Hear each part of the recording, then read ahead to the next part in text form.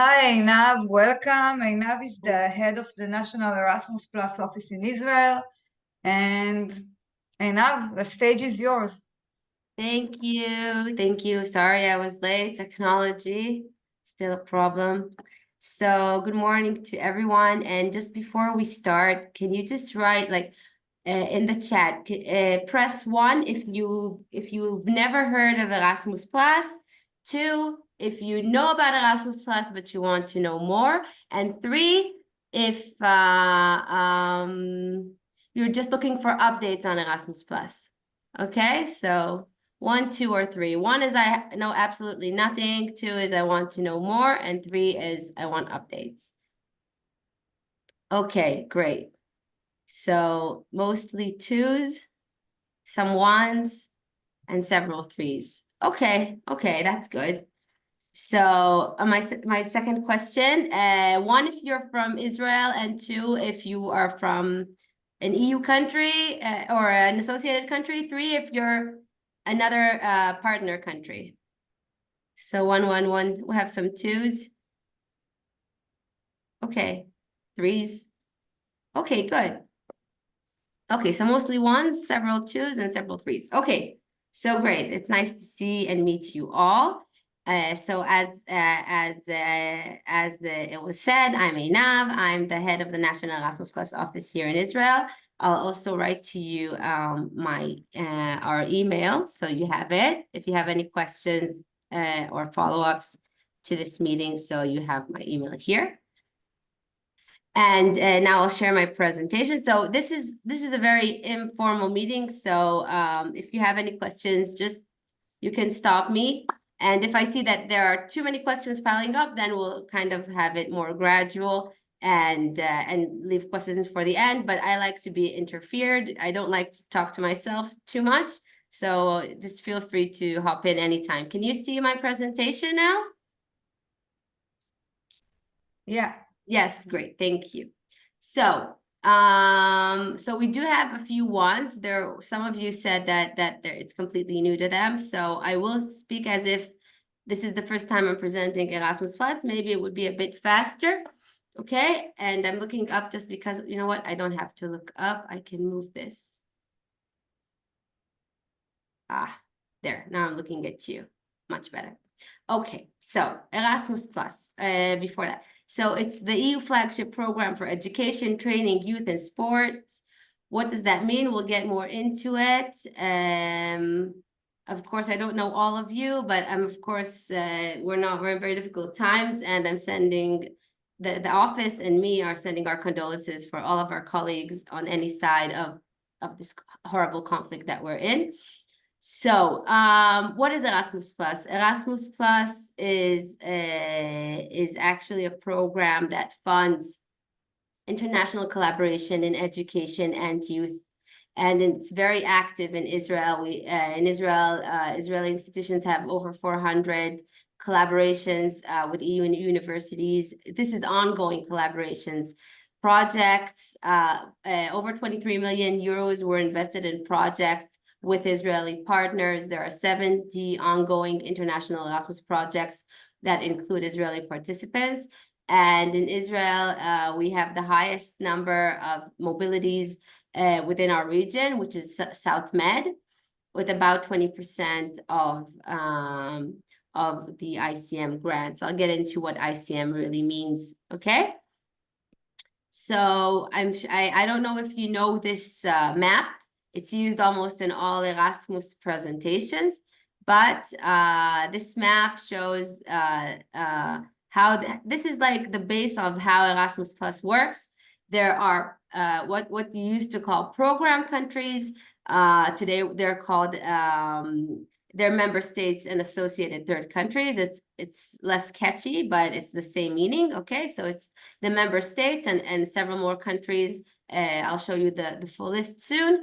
That they are partner countries. They are the like the main Erasmus activities are through there, and there are the external funds for the non-associated third countries or the partner countries, which Israel is a non-associated country. So this can be confusing to some because in Horizon we are a partner country, but in Erasmus we are a non-associated third country. There are a lot of calls open to non-associated third countries. Don't worry about that. But just so you know, as per terminology and as per requirements, Israel is a non-associated third country. So here are the 6 states that are not EU member states, but are still associated countries. So that's North Macedonia, Iceland, Liechtenstein, Norway, Turkey, and Serbia. Okay, just so you know that. So they are in the same level and in the same position as associated countries. Israel is in South Mediterranean, which is region 3. Yes. So you will get these slides, I believe. So region 3, you can see here that the countries that are listed under region 3.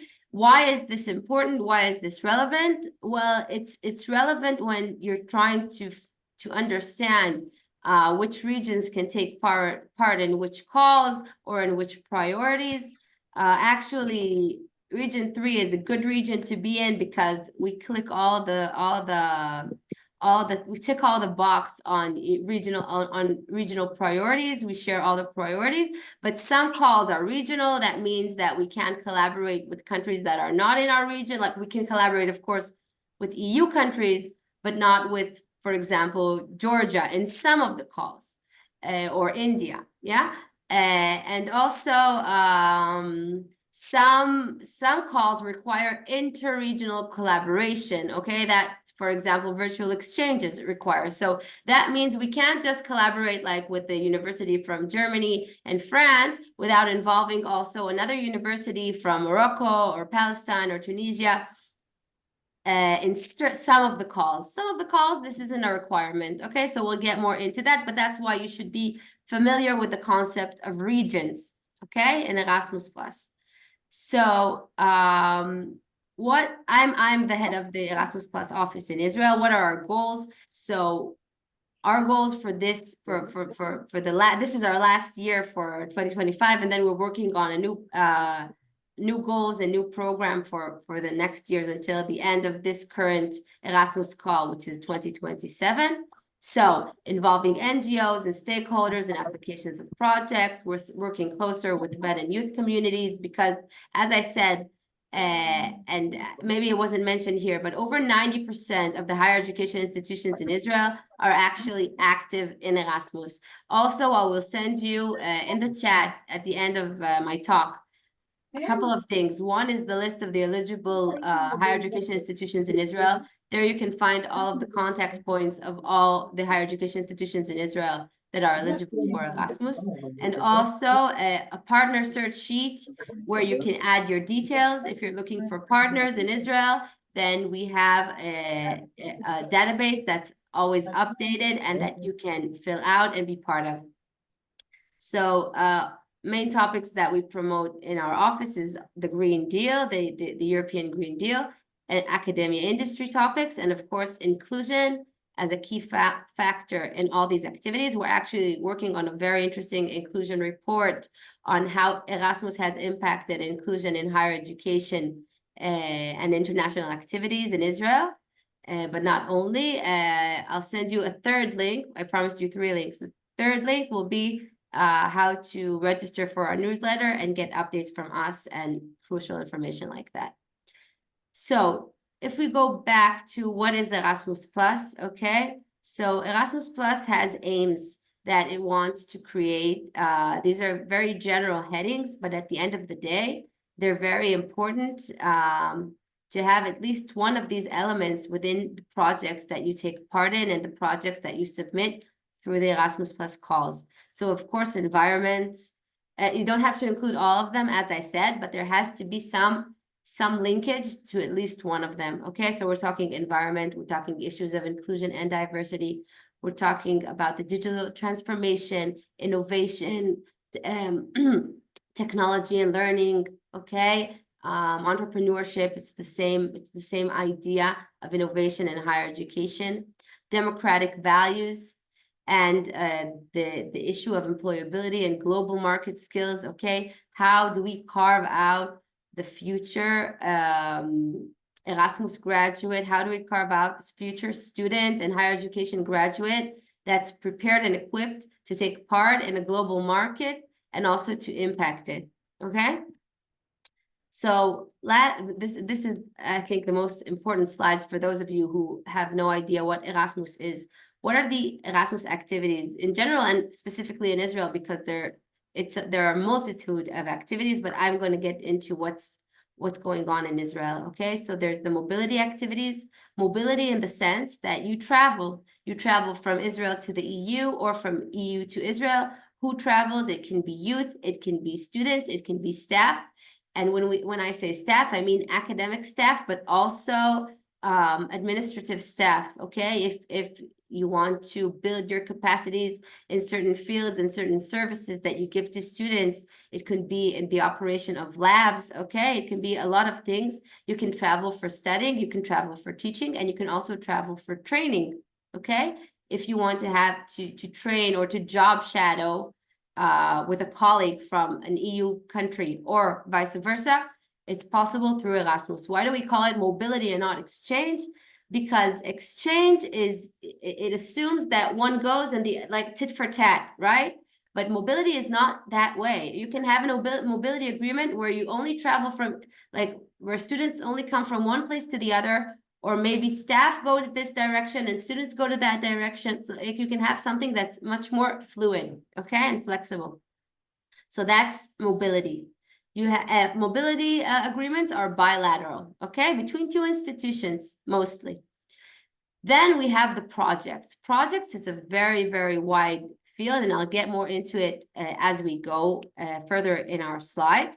But what you need to know about Erasmus projects is that it's a consortium. There are several institutions working together to create capacities or to create new knowledge or new tools in certain fields, okay, to create an impact. That impact can be on an EU level, that impact can be on an Israeli national level, okay? But we're talking about collaboration and sharing of knowledge and creating new outcomes in different fields, that the only prerequisite here is that they relate to the values and the goals that I presented earlier, okay? And that, of course, that they're innovative and that they're new in a sense that it hasn't been done before and it hasn't been previously financed by other bodies, okay, including the EU. Then we move on to Jean Monnet. Jean Monnet is a very, very specific call for researchers and lecturers and institutions that want to promote or teach the issue of European Union studies. Now, when I say European Union studies, it's very broad. It can be in economics, it can be in immigration, planning, it can be in history and culture. So we have many aspects of the European Union that you can research and that you can teach. But this is the most important value in the Jean Monnet program, and this is what it funds: to create models, to create research, to create networks and shares on the topic of EU studies, okay, European Union studies. So if it has anything to do with you, I think you already know, right? Next, we have the joint master's degrees, which I'm very proud to say that in the current, in the new Erasmus call, like since 2021, Israel has won this prestigious grant. Bar-Ilan University has won as a coordinator of a joint master's degrees on neurodata and neuroscience. And it's a joint degree, as it sounds, joint or double degree, with other universities in the EU, but not only, okay? And the main goal here is to work together to create a master's degree that's innovative, that's cutting edge, and that meets the global needs, right? Of the economy or the world or research oriented. It doesn't really matter, but it needs to be an innovative field that and an innovative study program where each institution in that study program, the students go through at least 3 universities while doing this degree, universities or colleges, and they get an essential added value from each one of the colleges they go through, and together it comes together to a full master's degree, okay? So there's joint master's degrees. There are youth activities, which I won't be getting into because as I understood, this audience is hardcore higher education. And there's the Erasmus Plus Israeli HERES. Okay, what are HERES? Higher education reform experts. Okay, and this is actually a forum that gets together and impacts the Council for Higher Education and national policies in general in higher education, but also brings in EU knowledge and expertise to have workshops, to have conferences. We've just recently had a very successful conference on the sustainable and on sustainable campuses. I can send you the links with the recordings and the presentations. It was an amazing conference. And we're planning another conference in May about employability in higher education. So stay tuned, sign up for our newsletter. I'll send you the link at the end of this presentation. And this is another service that we give in the Erasmus Plus National Office. Okay, so open calls and their budget in our region. Okay, press 1 in chat if you're still with me.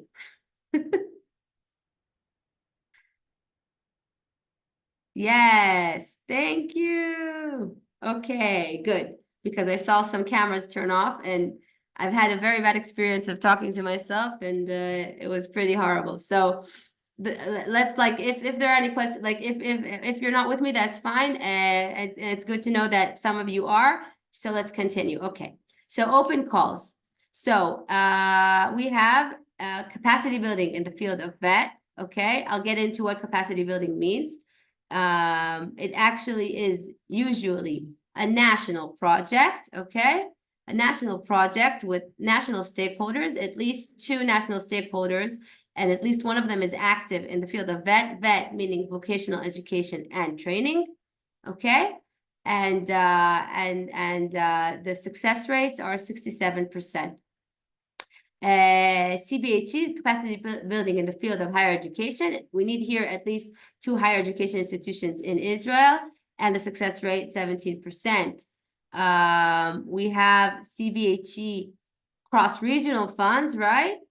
It's exactly the same as the previous one, but this is a strand that's dedicated for collaboration with other partner countries. Capacity building in the field of youth. Virtual exchanges, we'll get into that. EMJM, which is the joint master's degrees that I described. EMDM, which I'll get into that. It's a call that helps to create a joint master's degrees. And Jean Monnet, we discussed EU related curricula and research. Okay, so I just want to show you that we have relatively high success rates here in Israel for different calls. And as I said, Erasmus activities are split between Key Action 1 and Key Action 2. Key Action 1, mobility, okay? Visits to and from the EU. Key Action 2 are the projects, okay? Mostly managed centrally by ERASMUS, which is the agency that manages capacity building projects, but not only. Most Key Action projects are managed by ERASMUS. The mobility projects are they're decentralized and they're managed in each EU member state separately, okay? So now I will be getting more into the different calls open here in Israel. So first and foremost, we have capacity building in higher education. I've added a few slides that we'll get to about capacity building in higher education. But what you should know is this is a project-based grant that allows you to develop something completely new and develop a field, a service, a topic, a capacity. And the only thing that you should bear in mind is that it should be a non-research oriented. It's not a grant for research. You can always define Erasmus by what it isn't. It isn't a research program, okay? So anything that's not research qualifies as a capacity building project. And then there's the question of each application that Erasmus gets is actually assessed by its relevance, by its impact, by its connection to the Erasmus goals that I previously showed you, okay? And that's how they're actually, by the strength of the collaboration and the relevance of the EU partners, that's how you are assessed, and that's how it is decided if you get the grant or you don't get the grant. There is international credit mobility, ICM, what I mentioned before, mobility, okay? This is a very simple program. It's submitted by the EU partner, okay? So all you need to do is find your partner, create the collaboration, give them the information that they need to create the application, and you're set, okay? It's on a bureaucratic level, not much of the bureaucracy is on your shoulders as an Israeli institution that goes for credit mobility with other universities. What you do need to take into account is that you need that the credits that your students courses that they take in the EU, they don't need to pay for them, and vice versa. Like students that come to Israel for international credit mobility don't need to pay for the credits and the courses that they take while they're visiting your institution. We have virtual exchanges. Virtual exchanges, notice, a minimal requirement is at least 2 countries in our region. That means Southern Mediterranean region that I discussed before, the countries. So virtual exchanges is a very wonderful program, wonderful call that creates dialogue and intercultural dialogue and brings a lot of opportunities like this conference to take place. But they require to find partners on a regional level, which is a challenge here. But as you can see, it's possible. Nothing is impossible, and these are the most exciting and projects with wonderful outcomes. We have the Erasmus Mundus joint master's degrees that I discussed earlier, right? You have a joint degree with several universities, and it's funded by the Erasmus Plus program. Also scholarships for excelling students, also funded by the Erasmus Plus program. So in the management of the joint degree, you're going to get very, very good students that excelling students that get a full ride to do your master's degree, okay? And I can tell you that this is a very, very desired program for many excelling students. So if you can get your name there on the map in a joint master's degree, that can be a game changer on the international capacities and international agreements and standing of your institution. So the Erasmus Mundus design measures is a stepping stone to the Erasmus Mundus joint master's degree, because we want to see that sometimes it's difficult to create this kind of joint degree, this kind of application, which is very, very complex, and then just hit the ground running when you win the grant. So Erasmus has launched a call that's called Erasmus Mundus Design Measures. It gives you 15 months to put together a proposal, to travel, to see each other, to plan, to kind of create all the logistics necessary for the recognition of the joint master's degree, and of course, the requirements on an academic level for the students, and hit the ground running with the Erasmus Mundus joint master's degree once you submit it, okay? Jean Monnet activities I've discussed. An interesting point is EU outgoing mobility, okay? EU outgoing mobility, key action 131 for those of you from Europe. Students from Europe, what does this mean? It's not open to Israel, but outgoing mobility. It means outgoing from the EU. So in Israel, we can host students from the EU as part of key action 131, because 20% of the funding of that action for the inter-European exchanges can go to third countries like Israel. A point that maybe not all of you know, that Israel is in Israel, you can do it from a BA level, okay? It can be a bachelor student. It doesn't have to be a doctorate student, okay? So this is also true for the UK, and I think also Australia. So even if we don't have an ICM, if an institution doesn't have an ICM agreement or grant with another EU country, EU institution, as part of Key Action 131, we can receive outgoing staff and students from this inter-European action, Okay, I hope I was clear. Two more points: cooperation, partnerships, and alliances for innovation. What are these? These are not technically open to Israel, but Israeli partners are very active in these applications. These applications and these calls are inter-European, so they're very similar to capacity building, but they are working on building capacities within the EU and not in Israel or other third countries. And some Israeli partners have very special expertise in specific fields that require capacity building within the EU, and they can be part of a consortium of a cooperation partnership or alliance for innovation. But this access is conditional. They have to have to prove an added value to the project. For those of you from the EU or from other countries that are concerned, wait, what if we don't prove the added value and then our whole project is disqualified?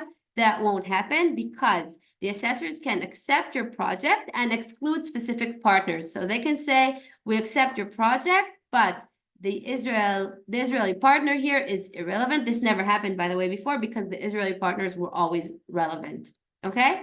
Because there are a lot of fields in which Israeli organizations are actually excelling and can export knowledge and information, as you all know.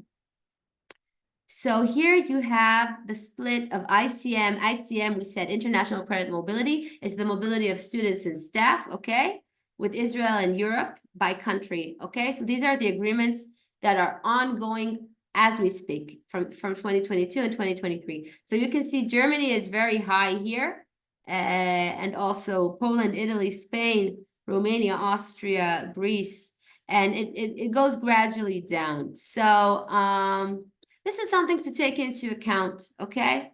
When you plan your partnerships, for example, if you are, for example, from the Netherlands or from Finland or France, then there is a very good chance that there is budget that is not that you are not reaching the head of the envelope for Israel for ICM grants. That means this is very easy grants to win and access, and the applications are less competitive, okay? Something to take into account. These are youth exchanges, which also occur between Israel and Europe. I don't know if you have youth programs in your institutions, but that's also something that's open here in Israel. Key Action 2 projects. So we have capacity building projects and cooperation partnerships. This slide needs update, but as you can see, there are many projects, even more cooperation partnerships than capacity building projects. I've discussed the Erasmus Mundus joint master's degrees, and I refer you to the Neurodata joint master degree that was recently awarded, and we're very proud of, and we're very interested in more collaborations like this. If you're looking for building a joint master's degree with Israel, you can contact our office, and we would be happy to connect you with relevant institutions. So as I said, there are generous scholarships to excellent students worldwide that can get to your institutions through the Erasmus Mundus joint master's degrees. They're jointly designed, they're fully integrated, they focus on excellence, but they're open to all disciplines, okay? So you can be excellent in different disciplines and different fields. And the student goes through at least 3 higher education institutions from 3 different countries, okay?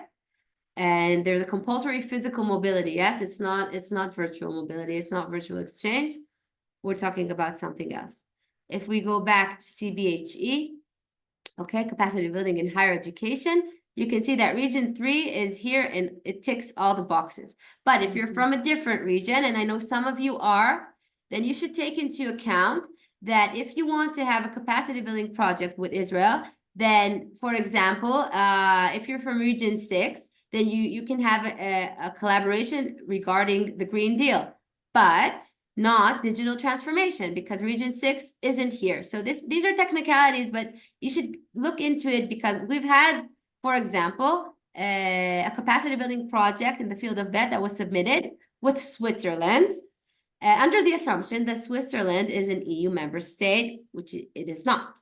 and it's not an associated country in Erasmus, and that's why it fell not on thematic basis, but more of a technical basis that you need to clear aside once you get into it, okay? And there are specific regional priorities under each section. So when you go into it and you start working on a capacity building project, I won't read this out loud, and it's so small, it's excruciating, but you should know what are the specific regional priorities within our region and how it coincides with the projects that you're planning, okay?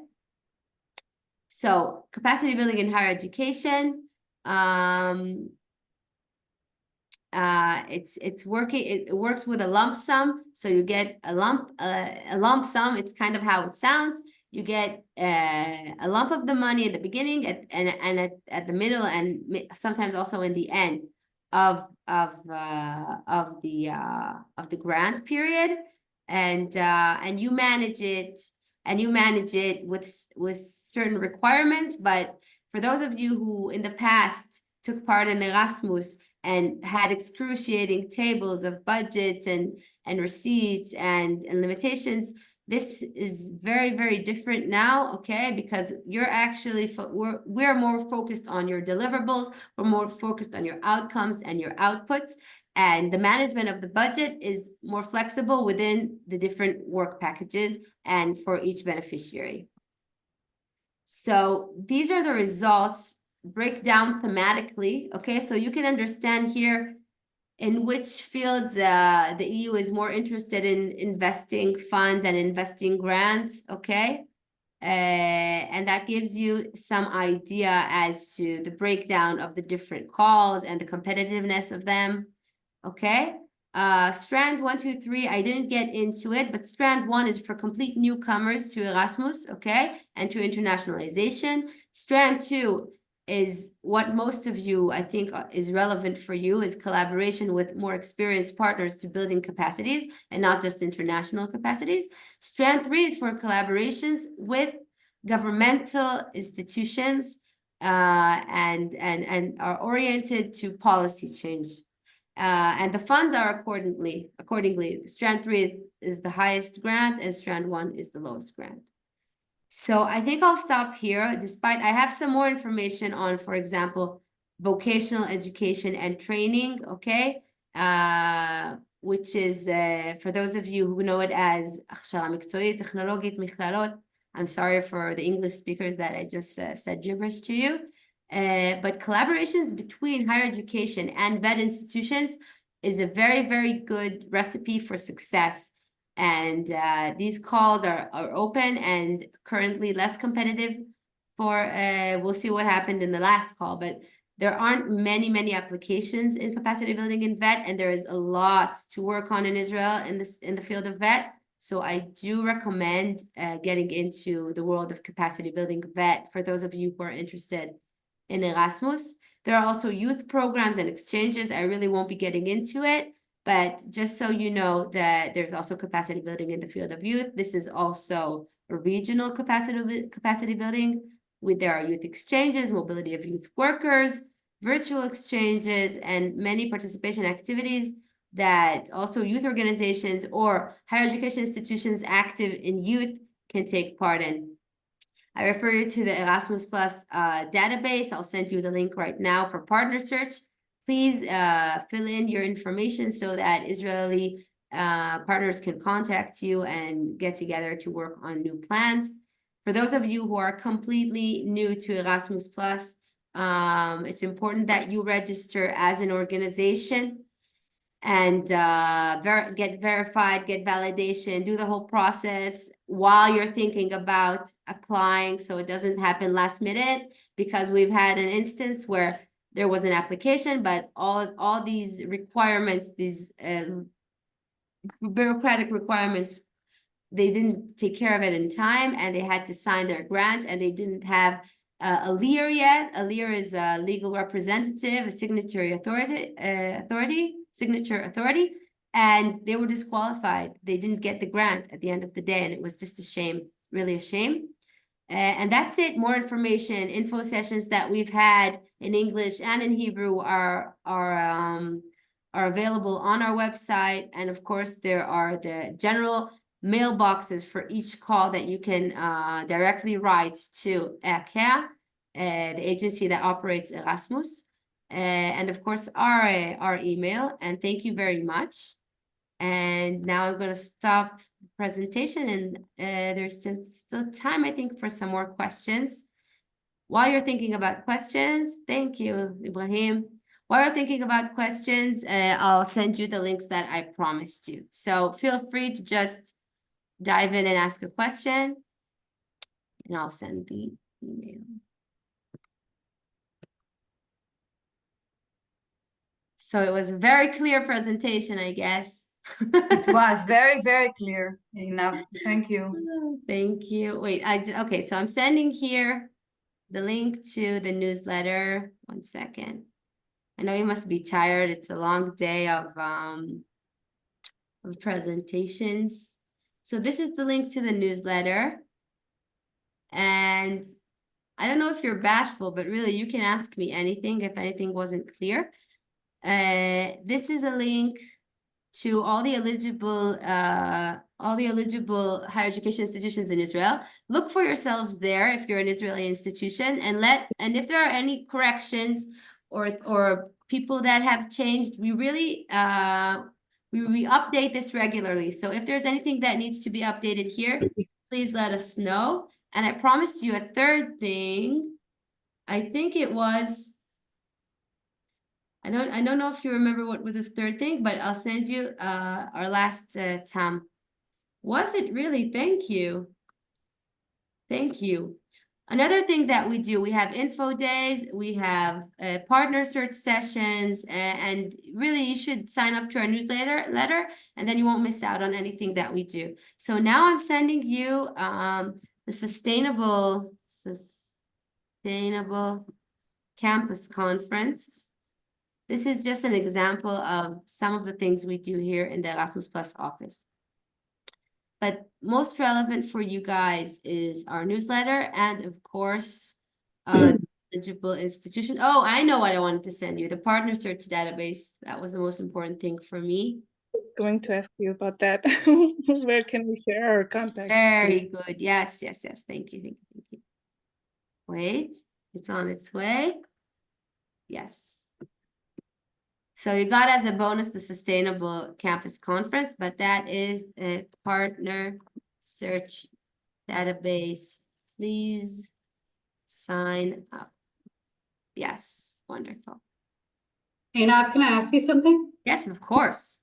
Hi, it's good to see you. How are you? You as well. Great to see you. I don't know if I missed it because I stepped away for like 30 seconds. Can you say something about the submission deadlines, submission rounds, how long it takes, something about the timeline, how long it takes to put together a consortium? That's a very good question. That's a very good question. Every year there are new calls, okay? And they usually come out at around October, November, and then the deadlines are February, March. It depends on the call, but you can already get to work on your application. Nobody starts working on these applications on October, okay? If you start in October, you won't finish on time.